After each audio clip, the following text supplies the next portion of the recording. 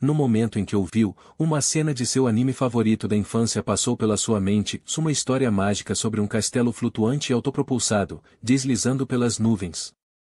O programa teve um profundo impacto sobre ele. Desde pequeno, vivia nessa fantasia, frequentemente se imaginando como um morador daquele castelo mágico, especialmente em momentos de solidão. Acordado pelo som agudo do alarme, ele se espreguiçou com prazer após um sono profundo e restaurador, correu até a janela, escancarou o ar e respirou o ar revigorante da manhã. Aproveitou o dia brilhante e verdadeiramente mágico, contemplando com admiração o enorme e fantástico castelo, sentindo a alegria da brisa suave que roçava seu rosto. Ele era um jovem cuja vida fora repentinamente interrompida. Ao voltar para casa, cansado do trabalho, sentiu uma fome aguda e, inesperadamente, desmaiou bem em frente à loja mais próxima. Um anjo apareceu diante dele, banhado por uma luz suave e, em tom de desculpas, explicou que um erro havia sido cometido, sua alma fora tomada por engano. O anjo admitiu que não poderia trazê-lo de volta à vida e que enviar sua alma para o céu representava o risco de ser exposto. Então, ofereceu-se para realizar um desejo sincero como sinal de remorso. O jovem confidenciou ao anjo seu sonho de infância em construir um castelo enorme no topo de uma ilha mágica flutuando no alto do céu, cercado por guardiões robôs. O anjo realizou seu desejo, criando um castelo extraordinário do nada, repleto de maravilhas tecnológicas e magia. Como retornar ao velho mundo era impossível, sua alma foi transferida para outro, onde ele se tornou o dono de um castelo cobiçado. Mas, a partir do momento em que se estabeleceu nesse novo reino, foi cercado apenas por céus infinitos e um oceano sem fim, o que levava seus pensamentos para longe. Parado perto da janela aberta, ele ponderou, com uma ponta de melancolia, o que fazer quando se está cercado apenas pelo vasto mar e pelo céu vazio. De repente, um som estranho e agudo chamou sua atenção. Ele começou a olhar ao redor com curiosidade, tentando identificar sua origem. Desceu a grande escadaria em espiral que levava à parte inferior do castelo, movendo-se lentamente com dignidade. Todo o perímetro do castelo era protegido por um sistema de vigilância avançado, permitindo-lhe monitorar tudo o que acontecia através de múltiplas telas em seu quarto. Em um dos grandes monitores, notou uma silhueta assustadora, um dragão alado gigante, com um rugido aterrador, pairava por perto. Ele entrou em pânico e começou a folhear freneticamente os painéis de controle, tentando desesperadamente se lembrar do que fizera em situações semelhantes no passado. Finalmente, encontrou o botão com a inscrição O Relâmpago e, com a voz trêmula, decidiu pressioná-lo. Como o castelo era cercado por uma poderosa barreira de energia, operando 24 horas por dia, o ataque funcionou. O dragão foi atingido, ferido e atordoado pela resistência inesperada. Olhando para o monstro imobilizado, ele sentiu uma leve culpa, desculpando-se mentalmente por ainda não conseguir controlar adequadamente o poder do castelo. Ao olhar em volta, viu os robôs que haviam retornado para cuidar das plantações na ala sul. Também notou os golems de ferro, os guardas formidáveis que zelavam pela segurança do local. Ao passar por um deles, deu-lhe um tapinha amigável no ombro de pedra, elogiando-o pelo trabalho bem feito. Sabia muito bem que nem robôs nem golems entendiam suas palavras, mas o gesto lhe pareceu caloroso e correto. Espreguiçou-se novamente, com as costas estalando de cansaço, e disse ao silencioso golem que não faria mal comer alguma coisa. Na cozinha, começou a cozinhar ansiosamente, sorrindo, refletiu em voz alta sobre como seria útil ter um gato robô que pudesse preparar qualquer prato instantaneamente. Parado perto do fogão, notou com orgulho que suas habilidades culinárias haviam melhorado significativamente e até começou a gostar genuinamente do processo. Sentiu-se satisfeito consigo mesmo.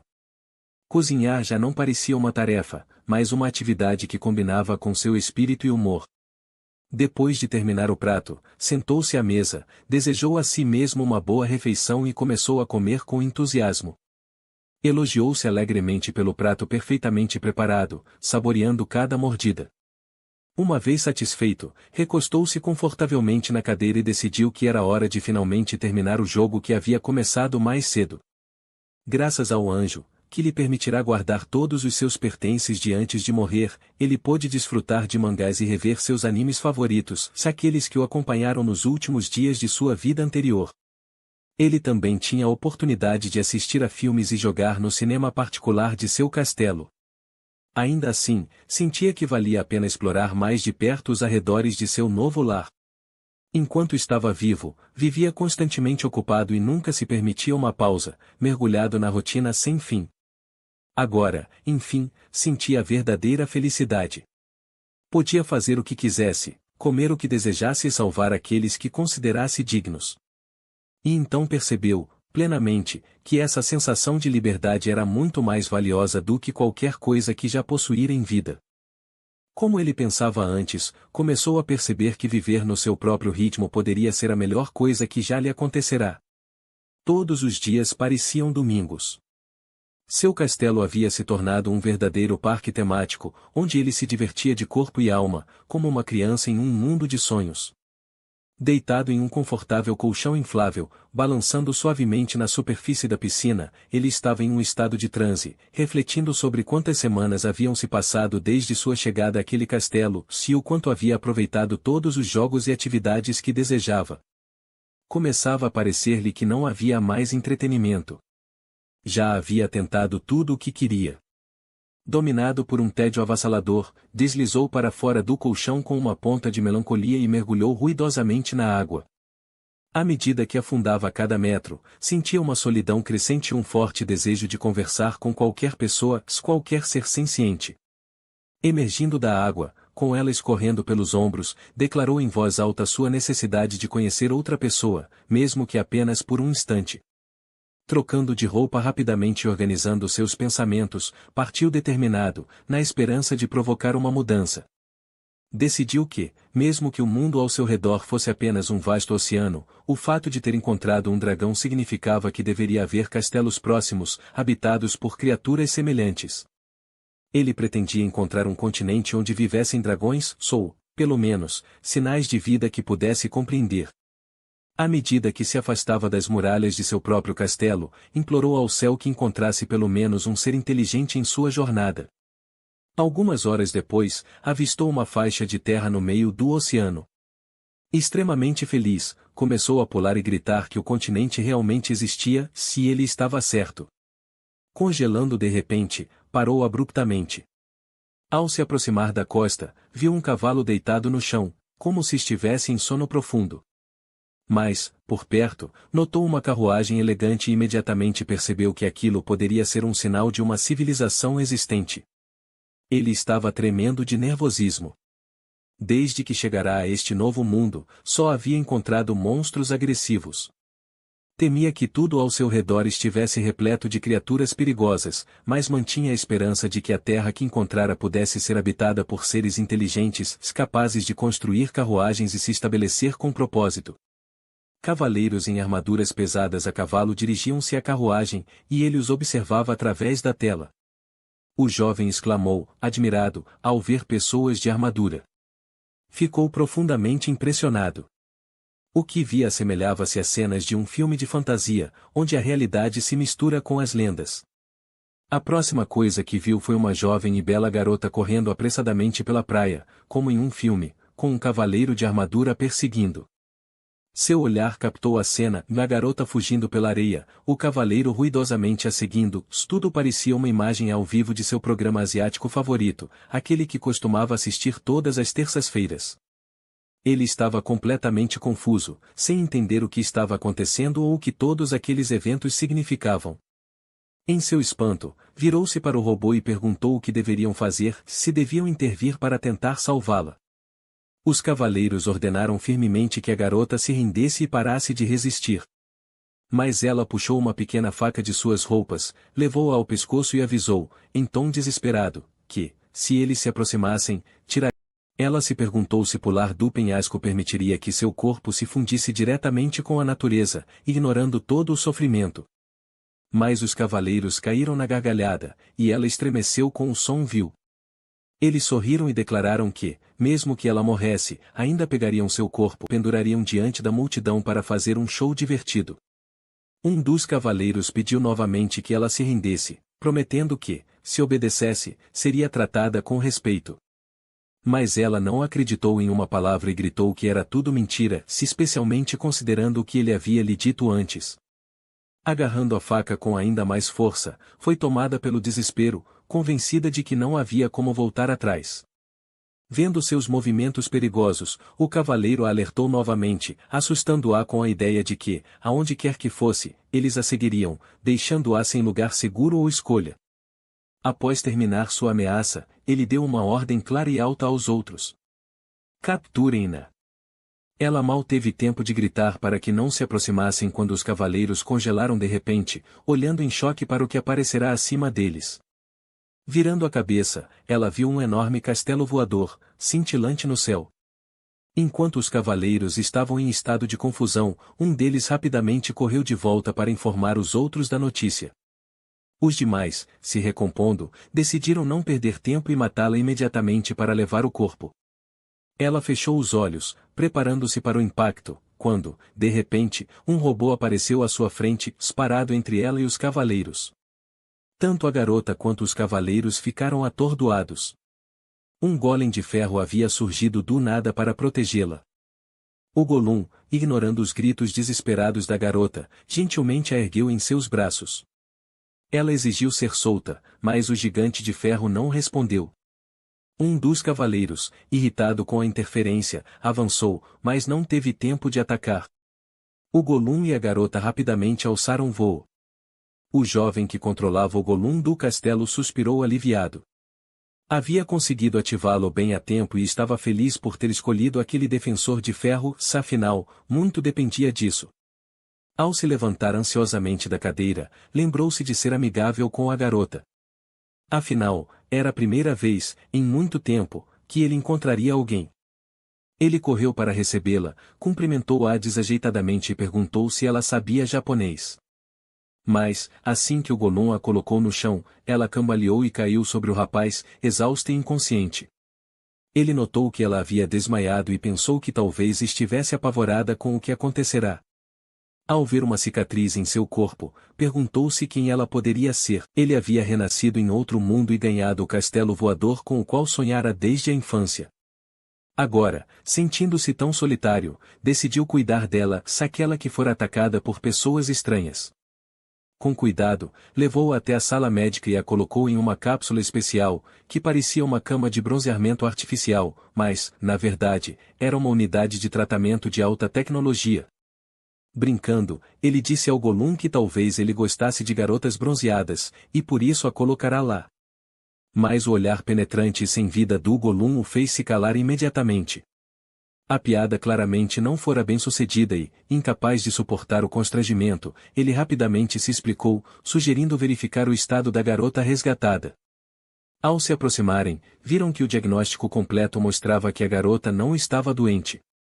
Em um instante, informações detalhadas apareceram: 16 anos, peso, altura, e até mesmo o tamanho. O sujeito, corando, gritou que seria acusado de assédio se continuasse lendo dados pessoais. Quando tudo foi exibido, o leitor de status indicou apenas desnutrição e hipotermia. Vendo isso, ele rapidamente preparou uma refeição saborosa e nutritiva e pediu ao Gollum que o avisasse se ela acordasse antes de ele voltar. Ela despertou de repente, como se estivesse emergindo de memórias nebulosas ou de um sonho. Assustada, tentou recuperar o fôlego enquanto observava o ambiente desconhecido. Livros, objetos estranhos, tudo lhe parecia misterioso, como se tivesse entrado na vida após a morte. Mas então notou Gollum, aquele que a salvara, e seus olhos se encheram de lágrimas. Ela percebeu que não estava morta. Imediatamente começou a se culpar por ser covarde e, abraçando os joelhos, chorou amargamente. O movimento do Gollum chamou sua atenção e, temerosa, presumiu que fosse controlado por um mago. Implorou para que ele não a matasse. Mas o Gollum apenas estendeu a mão para ela. A garota, trêmula, confiou nele e segurou sua mão. Ela o seguiu, ainda sem entender por que ele não estava atacando. Ao passar por uma sala repleta de fileiras de outros golems, anotou ansiosamente seus números. Pensamentos giravam em sua mente, talvez estivessem se preparando para a guerra. Em seu mundo, os golems eram máquinas de combate altamente eficientes, criadas por magos para demonstrar superioridade intelectual e poder mágico. Controlá-los exigia um fluxo de energia extremamente poderoso, acessível apenas a um seleto grupo de magos de alto nível. Apesar disso, ela se preocupava com o número de golems existentes naquele castelo. Mesmo com a participação total de todos os magos da corte, criar mais de uma dúzia de golems parecia impossível. Nem mesmo o grande Império Brow, com todo o seu conhecimento e experiência avançada, conseguiria reunir tal arsenal. Ela não conseguia entender de onde vinham as dezenas de golems no castelo, só quantos magos seriam necessários para mantê-los funcionando simultaneamente. Com esses pensamentos, apertou a mão de metal do Gollum que a acompanhava e perguntou sobre sua natureza e origem. Enquanto isso, o jovem já estava absorto na cozinha, preparando o jantar. Lembrou-se de uma frase de uma revista antiga que dizia: "Homens que sabem cozinhar atraem a atenção das mulheres." Sorriu, lembrando-se de como, no passado, sempre cozinhava apenas para si mesmo, sem companhia, sem compartilhamento, nem mesmo no trabalho. Era a primeira vez que cozinhava um prato para outra pessoa. Pensava em qual molho escolher para a massa, a fim de enriquecer o sabor. Queria adicionar uma salada fresca. Mas, ao sair correndo da cozinha em busca de temperos, esbarrou na garota e em seu Gollum. Ele a cumprimentou, mas ela se escondeu timidamente atrás do Gollum. Ele rapidamente explicou que não queria ofendê-la e mencionou que só pedirá que ela trocasse de roupa porque as antigas estavam sujas e precisavam ser lavadas. Ele pediu que ela repetisse como o chamava e ficou satisfeito ao notar que ela falava japonês, o que significava que podiam se comunicar e se entender. Mas ela perguntou por que fora trazida para lá. Sem esperar por uma explicação, afirmou que não possuía nada, que era pobre, e perguntou sobre suas intenções. Ele, um pouco confuso, pediu desculpas e garantiu a ela que ele não tinha mais intenções e não era um ladrão, explicando que ela parecia estar em apuros, e por isso decidiu ordenar que o Gollum a salvasse. Ele timidamente observou que talvez tivesse se expressado mal, mas ela lhe disse que não havia necessidade de se desculpar. Ele continuou explicando que ela havia acordado em um quarto desconhecido logo após o ataque e perdido a consciência, então sua ansiedade era completamente compreensível. Em tal situação, a cautela era justificada. No final, ele timidamente perguntou o nome dela. Foi o primeiro a se apresentar, fazendo-o com um toque de polidez. Ela também compartilhou seu nome, observando que era de uma aldeia e não tinha nenhum status especial. Quando o assistente interrompeu repentinamente a conversa, ele mudou suavemente de assunto e sugeriu que fossem para a cozinha comerem juntos. Eles se sentaram a uma mesa cheia de pratos diversos, um de frente para o outro. Ele lhe desejou uma boa refeição e começaram a comer. A garota notou que a comida estava surpreendentemente saborosa. Ele brincou que ela comeria tudo em um segundo, mas ela timidamente respondeu que seria constrangedor. Ele garantiu que não havia problema se ele tinha bastante comida. Ela agradeceu com leve constrangimento, não apenas por salvá-la, mas também pela refeição cuidadosamente preparada. Então perguntou quantos magos havia no castelo, e ele admitiu, frustrado, que era o único ali. Sentia-se profundamente solitário vivendo isolado, ou nem mesmo o Gollum conversava com ele. Ela perguntou se ele controlava os golems pessoalmente. Ele explicou que eram gerenciados por um único painel, tornando o processo fácil e conveniente. Ela ficou impressionada se uma pessoa conseguia manter tantos golems ativos, mesmo que isso normalmente exigisse uma enorme quantidade de recursos mágicos. Ela o olhou com admiração, curvando a cabeça para demonstrar respeito pelo que acreditava ser seu imenso poder mágico, capaz de comandar um exército tão poderoso. Ele ficou ali, perplexo, atordoado com a reação genuína dela. Essas palavras o lembraram da magia do mundo dela, e ele percebeu que revelar a verdade sobre sua morte e reencarnação em outro mundo seria um grande choque para ela. Perguntou se eles usavam eletricidade naquele mundo. Depois, mostrou-lhe o quarto de hóspedes e ofereceu que ficasse ali temporariamente. Ela agradeceu e se desculpou pelo inconveniente, curvando-se e prometendo que um dia retribuiria o favor, embora duvidasse que pudesse expressar a gratidão adequada. Ele ficou surpreso ao notar que, no mundo dela, também se curvavam em sinal de apreço. Ele explicou que ela também tinha acesso a um banheiro e chuveiro, mas ela ficou confusa sobre o que isso significava. Então ele esclareceu que era um banheiro moderno, pressionar um botão liberava água morna para a limpeza. Ela se aproximou do dispositivo, apertou um botão e um jato de água foi ativado instantaneamente. Curiosa, começou a brincar com o fluxo, explorando a tecnologia desconhecida. Enquanto explorava os outros cômodos, repetidamente expressava genuína admiração pela beleza de tudo. De pé perto da janela, sussurrou, admirada, sobre a beleza do céu noturno. Ele a lembrou de que estavam em um castelo voador, então sempre poderiam apreciar aquela vista. Ela olhou, surpresa, sem entender como voar era possível, e se encostou no vidro, demonstrando cada vez mais interesse. Quando finalmente percebeu que o castelo estava realmente flutuando no ar, tremeu inteira e perguntou por que estavam voando, mas ele não conseguiu dar uma resposta clara. Agora que ele tinha companhia, começaram a cozinhar e lavar pratos juntos. Ele a observava com interesse enquanto ela realizava cada tarefa pela primeira vez na vida. Assistiram a filmes e passearam pelos arredores do castelo. Ela começou a sorrir pela primeira vez desde que se conheceram. Ele notou que seu humor havia melhorado e achou que ela estava se acostumando gradualmente à vida no castelo. Mesmo que as coisas estivessem se acalmando, evitou fazer perguntas sobre quem a estava perseguindo e por que tentaram capturá-la.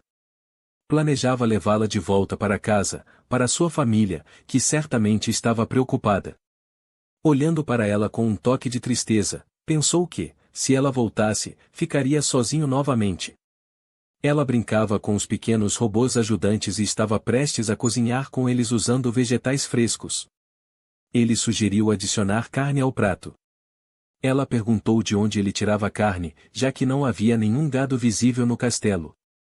Ele respondeu que, tecnicamente, comprava a carne de fornecedores externos. Com uma leve sombra no rosto, acrescentou que havia coisas que era melhor ela não saber.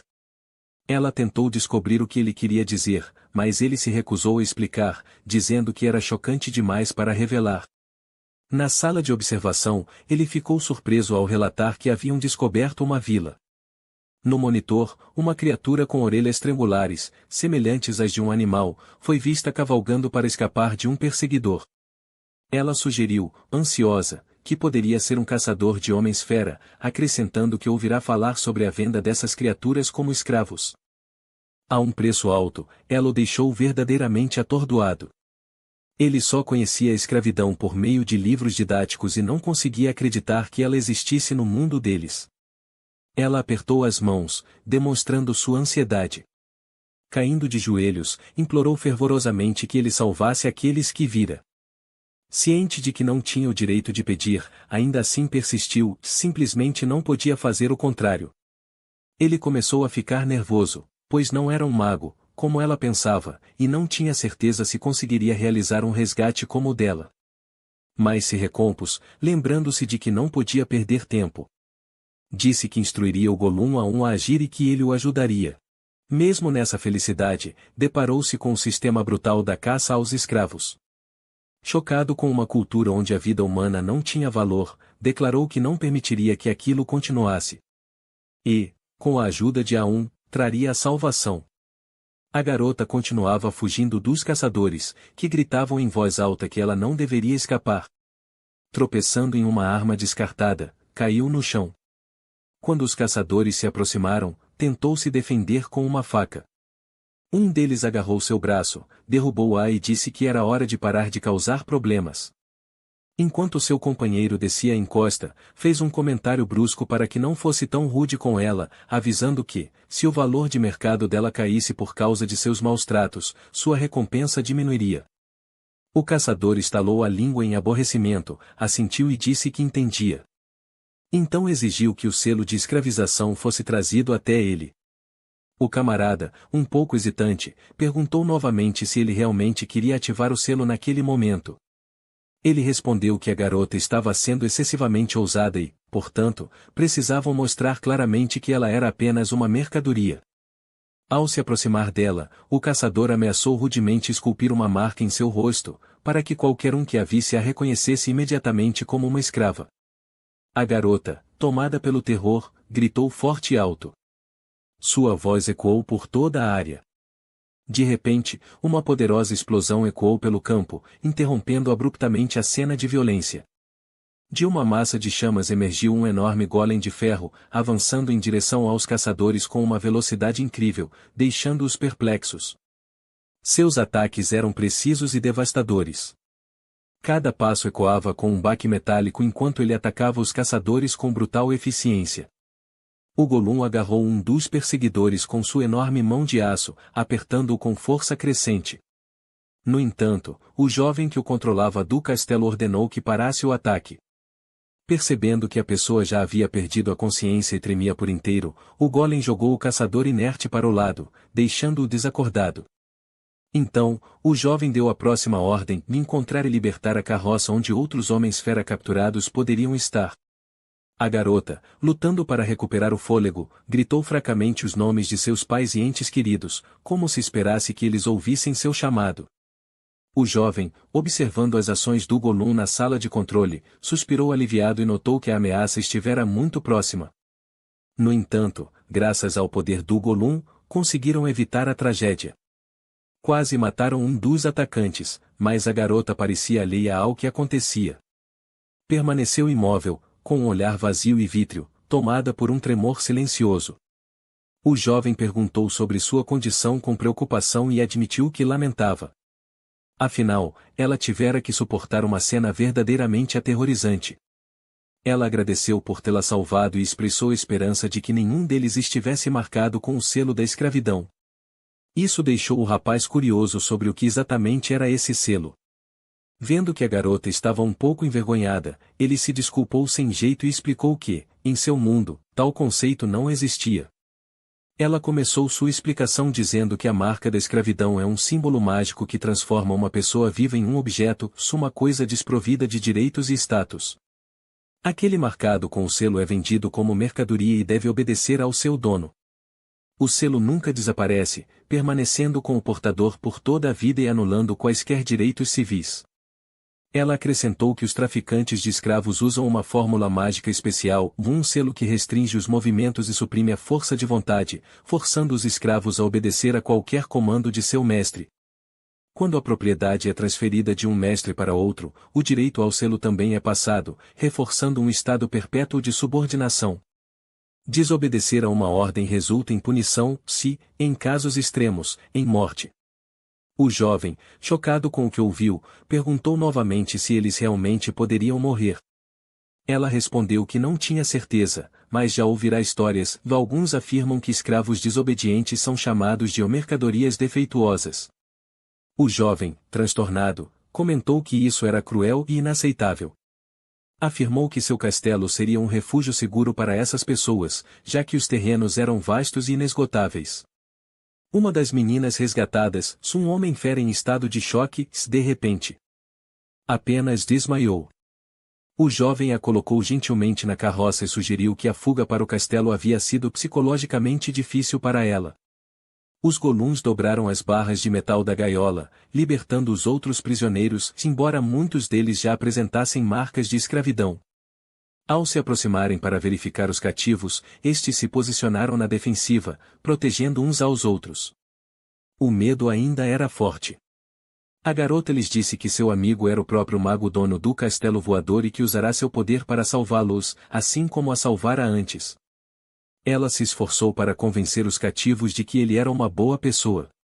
O jovem acrescentou que, tecnicamente, eles haviam sido salvos pelo Gollum número 1 e que, como se via, ele não possuía armas e era um aliado confiável, sem representar ameaça alguma.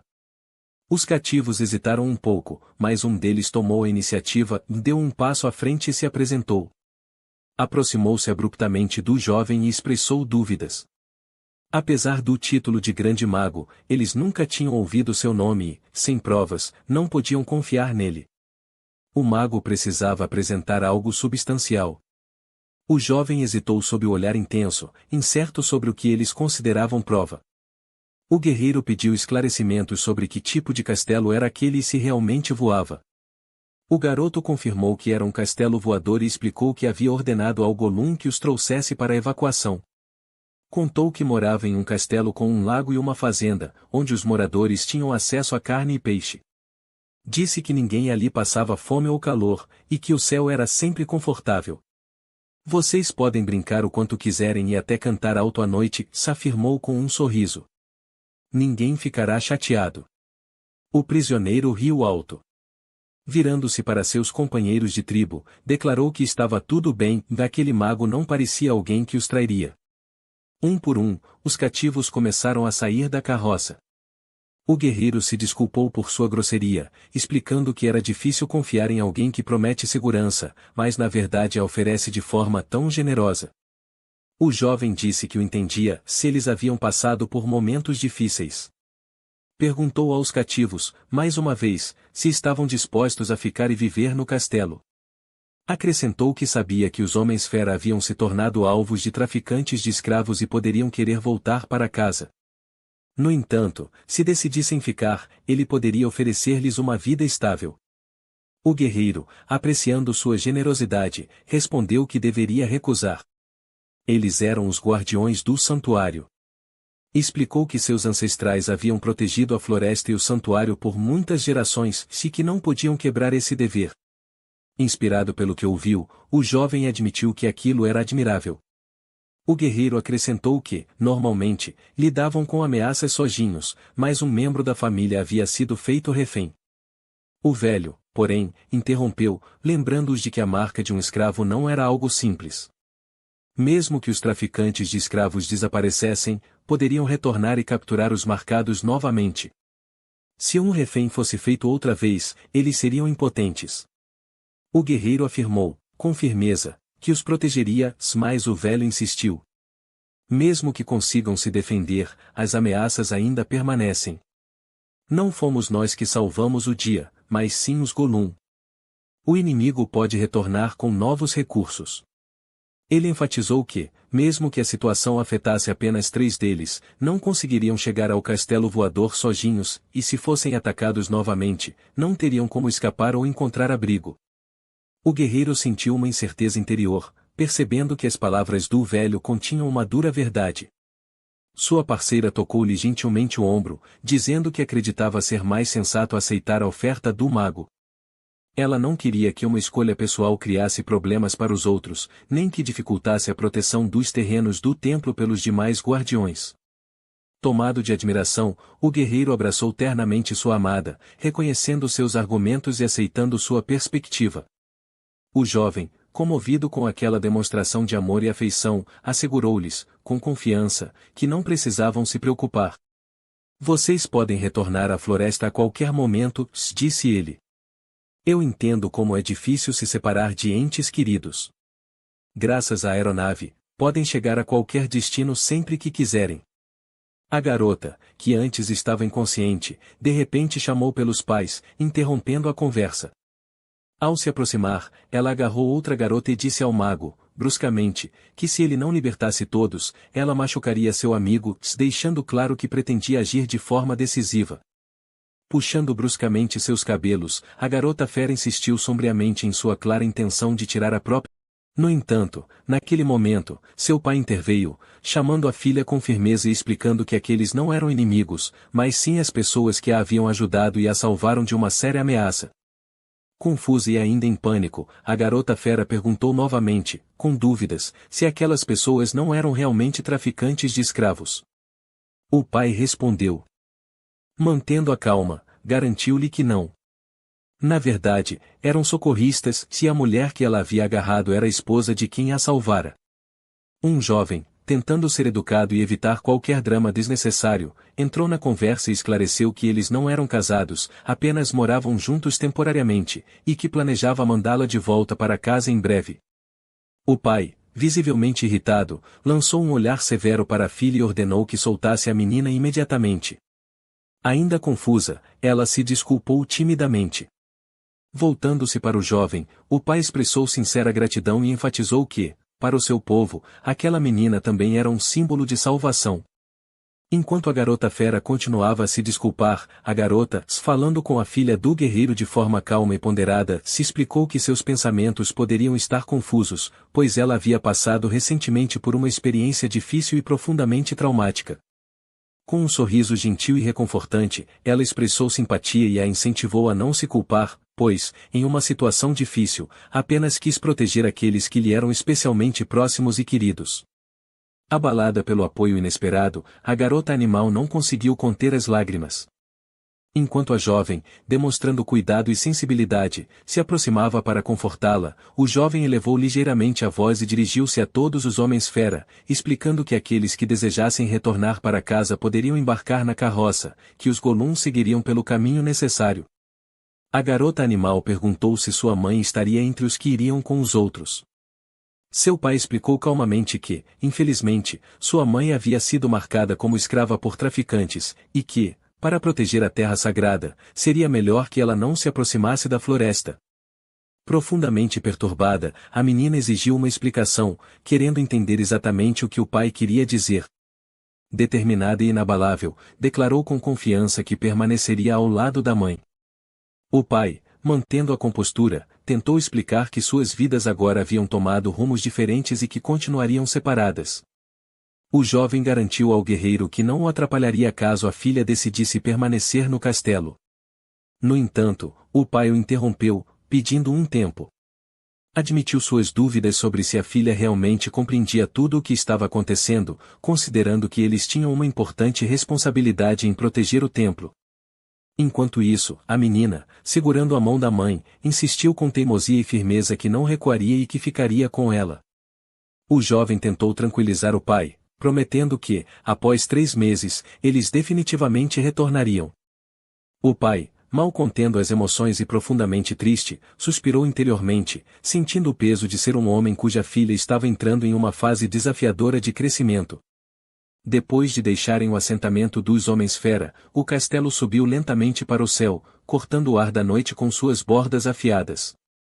Os Homens-Fera, marcados em seus corpos e que escolheram ficar no castelo, curvaram-se profundamente em gratidão por terem suas vidas salvas. Prometeram sinceramente retribuir a gentileza demonstrada a eles por meio de seus esforços e dedicação. O jovem, um pouco envergonhado pelo respeito demonstrado, pediu que se mantivessem calmos e naturais, sem formalidades desnecessárias. Depois disso, os Homens-Fera se apresentaram, deram a esposa do líder tribal, seu irmão e irmã mais novos, e sua filha. A mãe, com contenção, mas com carinho, alertou que sua filha poderia ser desobediente e nem sempre conseguir expressar seus sentimentos. Ainda assim, garantiu que, no fundo, a menina era uma criança gentil e receptiva, e pediu que cuidassem bem dela. O jovem, percebendo sinais claros de ferimentos no corpo da menina, ofereceu-se para realizar um procedimento de tratamento a fim de prevenir possíveis complicações. Seu tio perguntou se ele pretendia usar magia, ao que o jovem, um pouco perturbado, explicou que um diagnóstico era necessário primeiro, pois o ferimento poderia cicatrizar naturalmente. Ele cuidadosamente colocou a menina em uma cápsula cilíndrica projetada para exames médicos. Embora inicialmente ansiosa, o procedimento logo terminou e revelou uma deficiência de vitaminas, indicando falta de frutas e vegetais em sua dieta. A menina, observando a tela, de repente percebeu que o dispositivo exibia todos os parâmetros, incluindo características corporais. Tomada pelo constrangimento, percebeu que seus dados pessoais haviam sido totalmente expostos e reagiu de acordo.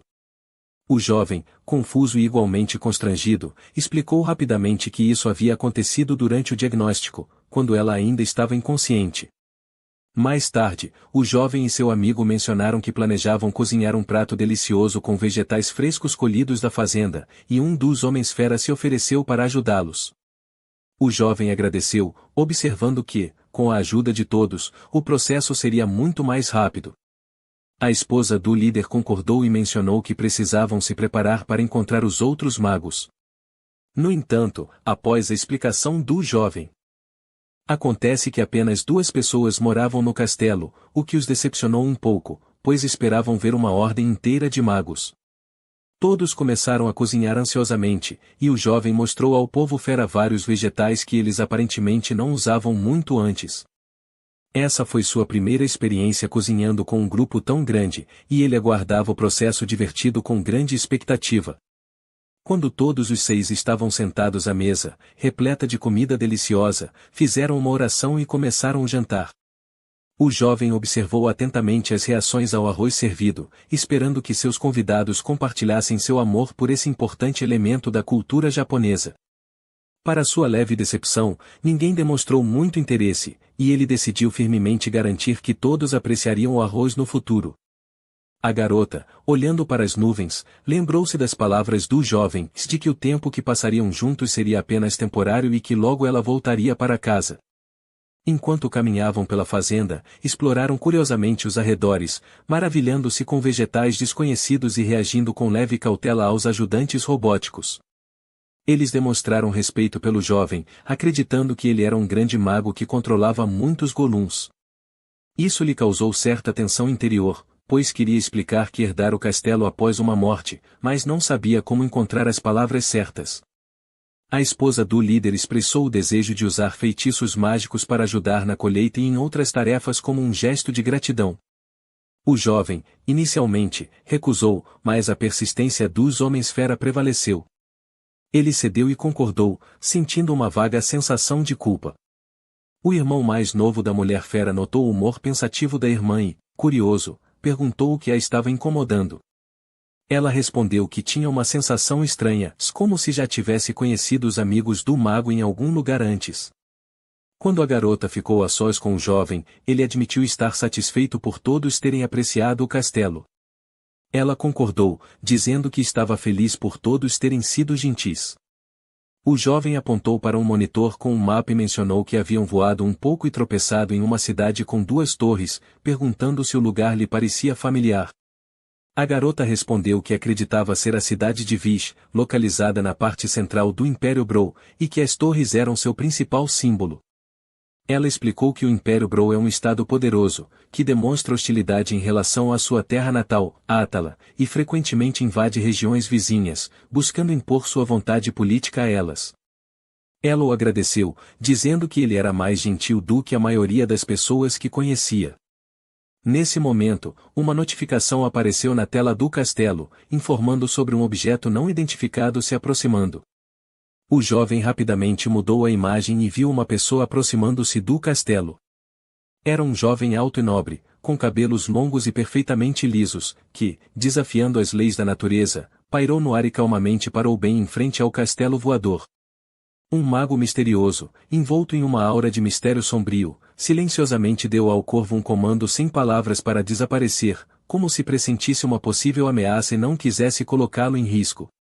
Seu mestre, portador do título de alteza, resmungou algo baixinho e, em seguida, esticou os lábios em um sorriso torto e perturbador. Um fogo insano dançou em seus olhos, revelando intenções ocultas e possivelmente sinistras. Atordoado com o que viu, o menino congelou no lugar, completamente incapaz de se mover ou compreender o que estava acontecendo. Algumas horas antes, uma comoção repentina e alarmante havia surgido na cidade devido ao relato de um objeto voador não identificado se aproximando rapidamente de sua área.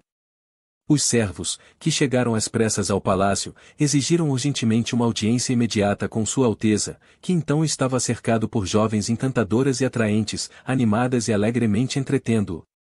Sua Alteza declarou, irritado, que não perdoaria tal insolência se o servo o perturbasse por um motivo trivial e insignificante. O servo, curvando a cabeça em respeito e medo, relatou discretamente que um mensageiro havia chegado com notícias de um objeto estranho se movendo pelo ar e se aproximando pelo sul. O rei, visivelmente surpreso com o que ouviu, perguntou novamente se tratava de um mago ou de algum tipo de feiticeiro. O servo confirmou que era, de fato, um objeto voador avistado no céu. Mais interessado, o rei se animou e, com os cantos da boca se erguendo em um sorriso quase imperceptível, sussurrou que tal reviravolta lhe parecia extremamente intrigante.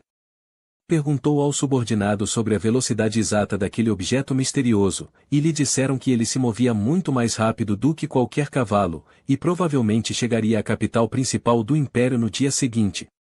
Ao ouvir isso, o rei riu maliciosamente, claramente antecipando algo sinistro. Voltou-se para um de seus comandantes e ordenou uma reunião imediata de todos os subordinados, lembrando-os de que seus magos não tinham mais nada a ver com aquilo. Além disso, ele os instruiu a se prepararem para a partida, pois iriam pessoalmente inspecionar o objeto mencionado. O rei declarou que pretendia acompanhá-los pessoalmente, porque queria ver a realidade da situação e descobrir a verdade com seus próprios olhos.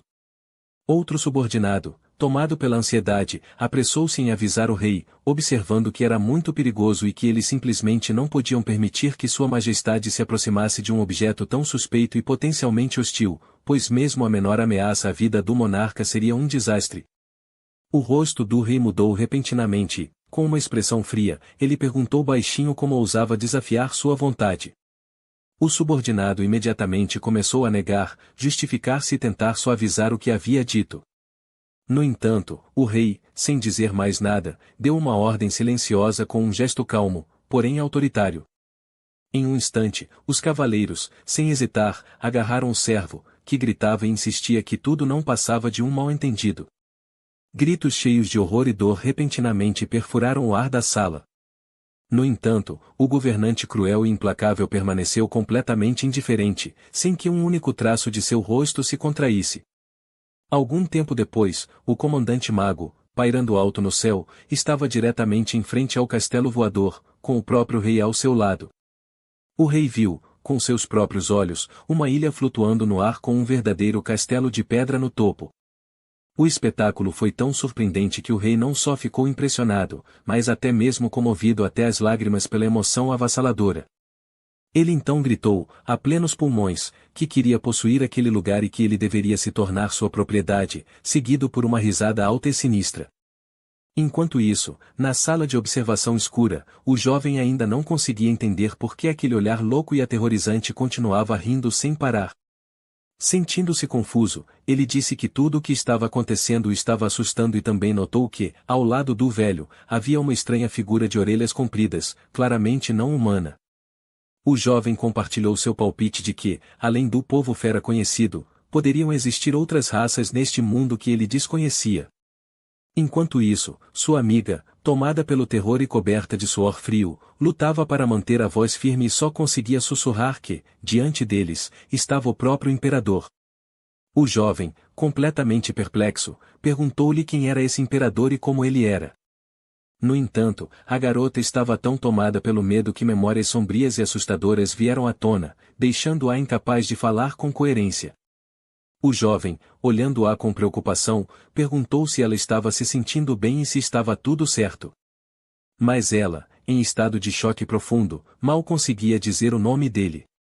Com as mãos trêmulas devido à turbulência interior, ela tentou tocá-lo, na esperança de uma conexão momentânea, mas hesitou no último momento, lembrando-se dolorosamente de que alguém como ela não tinha o direito de demonstrar fraqueza ou confiar em ninguém, pois seu destino era ser independente e sozinha. Contendo as lágrimas, ela sussurrou um pedido de desculpas e saiu rapidamente, incapaz de suportar a tensão emocional e os sentimentos avassaladores. O Golum de Ferro conseguiu segurar a garota quando ela repentinamente perdeu a consciência e ficou mole, perdendo o equilíbrio. Naquele momento, o jovem, preocupado com o estado dela, ordenou imediatamente que a levassem para a enfermaria. Sua aparência era profundamente preocupante, se ela parecia apavorada e exausta. Ele se lembrou, com evidente desconforto, de que o velho que conhecera antes tinha uma aura verdadeiramente aterrorizante e opressiva. O homem parecia ser do tipo que gosta de causar dor aos outros, e sua expressão lembrava a de um vilão cartunesco, mas não menos perigoso. Em sua mente, tomado pelo pânico, ele desejou que fosse apenas um sonho e torceu para que alguém o beliscasse, pois não conseguia acreditar que aquilo estava acontecendo logo após terem entrado no território do Império Bro. Isso, sem dúvida, significava que agora teriam de ser extremamente cautelosos e estar sempre em guarda.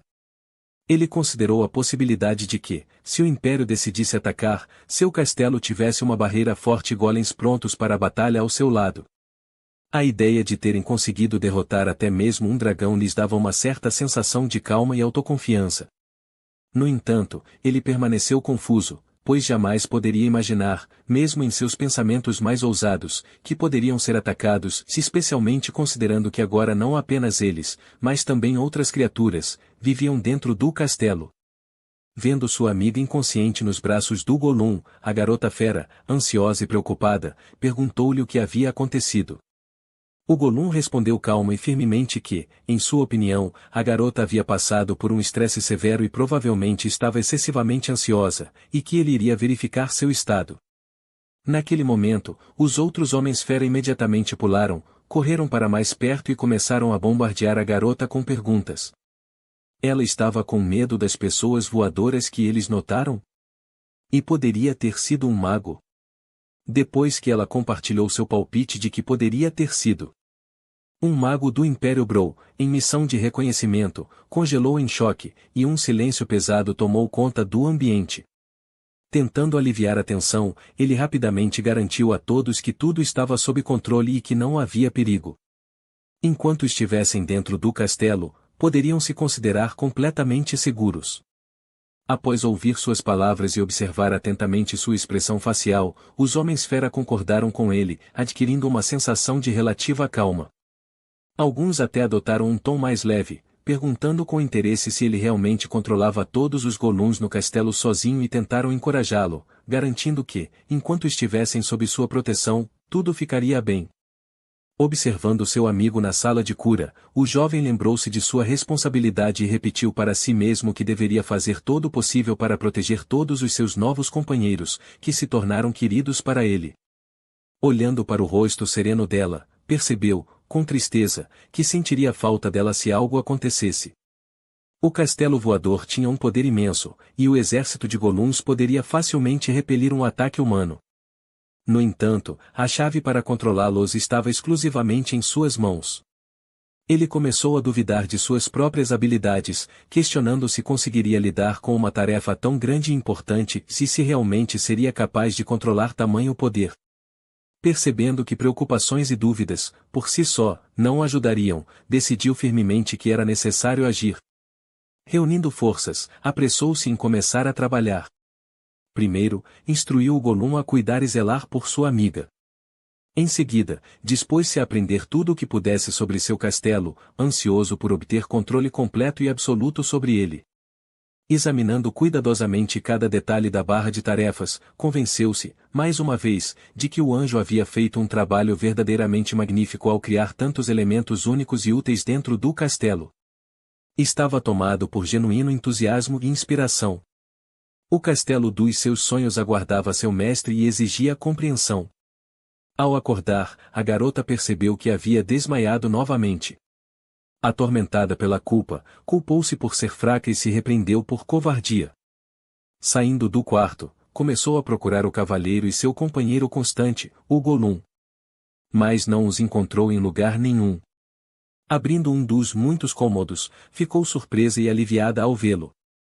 Ele dormia bem ao lado do painel de controle, completamente exausto e em sono profundo. Mesmo dormindo, inconscientemente repetia o mesmo pensamento, precisava proteger todos ao seu redor. Ela correu ansiosamente para cobri-lo com algo, a fim de mantê-lo longe do frio. Percebendo isso, o Gollum lhe entregou um cobertor quente, e ela agradeceu pela gentileza. Cuidadosamente, cobriu o jovem, tentando não perturbar seu descanso. Acariciando-o gentilmente na cabeça, com carinho e gratidão, sussurrou suavemente seu agradecimento por tudo o que ele havia feito. Enquanto isso, em seu salão escuro, o rei maligno sentava-se em seu trono, declarando repetidamente, com alegria maníaca, que o dia estava realmente maravilhoso e que o castelo voador certamente seria seu, se independentemente dos obstáculos. Ele ordenou ao seu comandante que reunisse todos os guerreiros à sua disposição e imediatamente se movesse para capturar o castelo. Ao se aproximar do comandante, enfatizou com particular seriedade que completar essa missão era crucial não apenas para ele pessoalmente, como guerreiro e oficial, mas também para o bem-estar de sua família, sua linhagem e todo o povo élfico ao qual pertencia e pelo qual era responsável. Sem dizer muito, o rei removeu um de seus adornos, um anel com simbolismo especial, não apenas um item valioso, mas um tesouro nacional reconhecido, símbolo de poder e pertencimento à elite suprema. Com atitude solene, instruiu o elfo a pegá-lo, enfatizando que deveria proteger e cuidar do anel como uma relíquia vital. Se a missão de capturar o castelo voador fosse bem-sucedida, ele consideraria seriamente elevá-lo ao posto de cidadão de primeira classe, concedendo-lhe direitos e honra especiais. Sem hesitar, o elfo ajoelhou-se em profundo respeito, estendeu a mão com perfeita graça militar e, com dignidade contida, respondeu que faria o máximo para atender às expectativas depositadas sobre ele. O rei, expressando aprovação, bateu levemente com seu elegante cajado na testa do elfo, como se o marcasse com um sinal especial, e disse que o observava, via tudo o que acontecia e confiava completamente nele, contando com sua lealdade e resultados. Quando o elfo deixou a câmara isolada, onde estivera conversando com o rei, e finalmente saiu, estava imerso em pensamentos. Pensamentos sombrios turbilhonavam em sua mente, e ele suspeitava que Sua Majestade queria apenas mais um brinquedo, mais uma diversão. No fundo, sentia que esse novo presente que estava prestes a apresentar poderia não ser bem recebido, poderia não agradar ao gosto do rei e talvez apenas causar irritação. O comandante, aproveitando o momento e aproximando-se do elfo, perguntou, com grande interesse, sobre o brinquedo específico ao qual ele se referia. Ela também mencionou que tinha seu plano próprio. Ela pretendia propor ao rei uma campanha militar contra o estado vizinho de Atuli, que ficava bem na fronteira e era tão fraco que sua captura pareceria um simples exercício, treinamento ou demonstração militar, em vez de uma guerra de verdade. Ela perguntou curiosamente se ele havia inspecionado pessoalmente o castelo voador com o rei e se havia tentado avaliar seu potencial de combate e suas características de design. O elfo, sem esconder a verdade, admitiu que o que estava acontecendo estava muito além da compreensão deles. Ele explicou que a estrutura do castelo era baseada em uma fórmula mágica extremamente complexa, que ele nunca havia encontrado antes. Se suas observações estivessem corretas, ele também notou um pequeno golem na ilha, aumentando o mistério da situação. A comandante, ao ouvir sobre a presença de um golem, sorriu leve e predatoriamente, e um interesse especial despertou em seus olhos, como se fosse um instinto de caça ativado. Com fria confiança, ela declarou que, por mais avançados, incomuns ou de alta tecnologia que seus inimigos pudessem ser, eles não venceriam o confronto, pois seus próprios Golems, criados sob o programa imperial, são as máquinas de guerra mais avançadas, poderosas e destrutivas do mundo conhecido. Seu nome era Shihira Tiki. Ele era um funcionário público comum, vivendo uma vida comum no mundo moderno, até que, um dia, morreu por um motivo completamente absurdo. No entanto, sua morte não se deveu à sua hora, mas unicamente ao erro imperdoável de um anjo, que acidentalmente tirou sua alma prematuramente por puro descuido. Para encobrir seu erro e evitar a ira divina ou o castigo celestial, o anjo decidiu consertar a situação enviando-o para um mundo completamente diferente e desconhecido, realizando seu desejo mais profundo de infância no processo. Em circunstâncias extraordinárias e incomuns, ele se viu em um novo mundo e se tornou o dono de um castelo voador verdadeiramente enorme e magnífico, pairando alto no céu. Apesar de ter muitas dúvidas, medos e questionamentos sobre um castelo tão invencível e imparável, que podia voar para qualquer lugar sem limites, sua nova vida neste mundo diferente estava apenas começando, abrindo vastos horizontes à sua frente.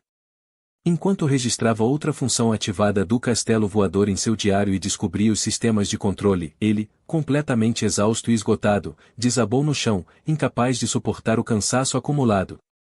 Na vasta extensão da ilha flutuante onde o castelo se erguia, havia muitos outros edifícios e estruturas funcionais. O povo fera e a garota decidiram fazer uma pequena exploração para vê-los e estudá-los de perto. Eles examinaram cuidadosamente o moinho, a estação de tratamento de água, os enormes tanques e o depósito de grãos, que acabava sendo onde os principais produtos eram produzidos. A garota fera, curiosa, perguntou ao seu companheiro o que exatamente era o depósito de grãos. Ele explicou pacientemente que era um lugar especial onde os Golems processavam os grãos em farinha, o principal ingrediente para fazer pão, macarrão e outros pratos à base de farinha. Outra mulher fera, observando como tudo estava organizado, ficou genuinamente impressionada com o fato de todos aqueles inúmeros Golems serem controlados por apenas um mago. Ela imediatamente perguntou sobre o prédio próximo. A garota, um pouco envergonhada, respondeu que o cavalheiro havia lhe dito estritamente para não se aproximar do prédio, então ela não sabia nada sobre ele nem conseguia adivinhar o que havia lá dentro. Os homens-fera começaram a especular e sugeriram que poderia haver mecanismos mágicos secretos, relíquias ou alguns dispositivos antigos usados pelo próprio grande mestre mago. Também ficaram curiosos sobre onde estava todo o gado. Quando chegaram à grande piscina iluminada, a garota explicou que era uma piscina aquecida especial para natação e que eles tinham trajes de banho disponíveis, como em uma casa de veraneio. Quando ela os convidou educadamente para experimentarem nadar, todos concordaram com entusiasmo e alegria. As garotas começaram a olhar e escolher os trajes de banho animadamente, discutindo e rindo umas com as outras de forma divertida. Um dos homens-fera sugeriu que escolhessem um traje de banho juntas. A mesa fervilhava de conversas animadas sobre receitas, molhos variados e conversas casuais. Um dos homens-fera, curioso sobre um detalhe interessante, perguntou à moça se ela tinha alguma ligação com o reino de Atuli. Ela, claramente em guarda, imediatamente perguntou por que ele estava fazendo tal pergunta. Ele, não vendo nada de estranho nisso, respondeu que sempre ouvirá dizer que os membros da família real de Atuli têm cabelos ruivos característicos, já que todos os residentes ruivos daquele reino vêm de sangue nobre. Sua irmã, uma mulher fera, repreendeu-o irritadamente por sua falta de tato, dizendo que tais perguntas a uma moça eram inapropriadas. No entanto, ele não entendeu nada do assunto e perguntou, genuinamente confuso, se ela própria não estava curiosa. A moça, visivelmente chateada, desculpou-se imediatamente, levantou-se rapidamente da mesa e saiu correndo, incapaz de controlar suas emoções.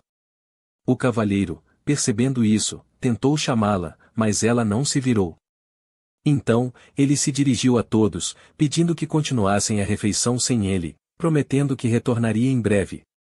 Quando a alcançou e se aproximou, ela parou, pediu desculpas e se virou para ele, esperando uma reprimenda. Mas ele, gentilmente, lhe garantiu que não faria perguntas e que, independentemente do passado dela, não a julgaria.